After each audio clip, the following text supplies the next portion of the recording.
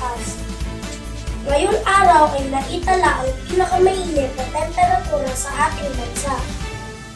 Ayon sa Pag-asa, umabot ng 40 degrees Celsius ang temperatura sa Etiaga, Isabela. Ang air temperature sa isa pa nating sinusukat tuwing dry season ang heat index. Ngayong araw ay posibleng umabot ng 44 degrees Celsius ang heat index sa Dagupan, Pangasinan, kabilang ang Apulong, Batangas, Puerto Princesa, Palawan at Aborlan, Palawan.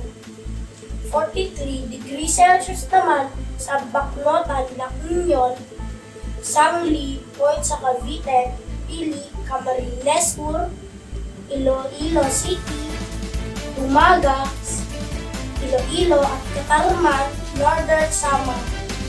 42 degrees Celsius naman ang posibleng heat index sa Apari, Cagayan, Tuguegarao, Cagayan, Etiaga, Isabela, Subic, Zambales, San Jose, Occidental Mindoro, Vira, Catanduanes at Tacloban, Leyte. Sa Metro Manila ay maglalaro sa 40 to 41 degrees Celsius ang magiging alinsangan ngayong araw. At ayun din po yan sa Pag-asa. Uminom po tayo ng maraming tubig, mga kababayan. Ako po si Liam Lausan. Know the weather before you go.